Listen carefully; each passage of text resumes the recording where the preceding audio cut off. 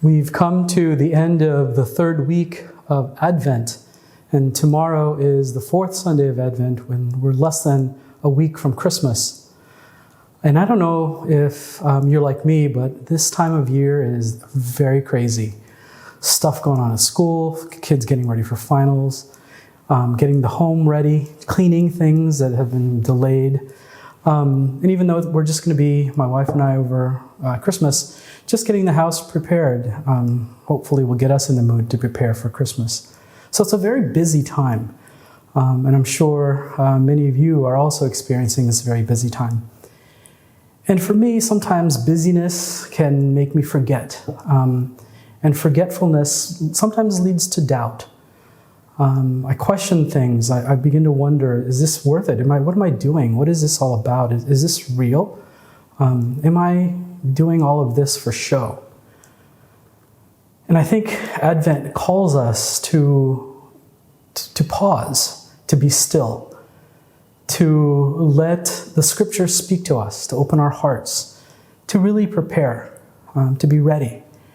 The Scriptures give us some people as examples of being still, even though there may be questions and doubts and wonder and insecurity. I'm reminded of Zechariah, the father of John the Baptist, who at the news that he was going to be the father of John the Baptist, couldn't believe it, doubted, wasn't sure. What is this? How can this happen to me? My wife is old, I'm old.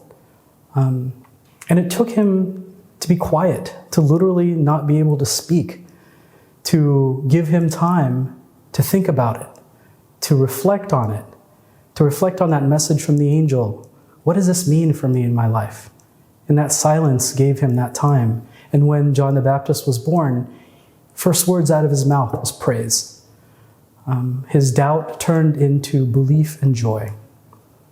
Then we have Joseph, who was given the news that his betrothed was pregnant. How? What is this? Why me? Why, what is this going to happen? What is this going to do to my life? But in the stillness and quiet of the night, the angel comes to him in a dream, assuring him of God's plan and inviting him to let go and to trust in God. And then finally, the Blessed Virgin Mary, when the angel Gabriel announces to her that she will be the mother of the Most High, her first question was, how can this be? Right? Questioning. But I think in the silence of her heart, she begins to accept and understand, and then praises God and gives herself to God's will. So in the craziness of our world, craziness of all our circumstances, craziness of this pandemic, craziness of separation from one another, let's take time for quiet, to listen to God's voice in the night, in our dreams, in those comments that we may never believe. In the night, in the quiet, in the stillness, let God do marvelous things for you. Happy Advent.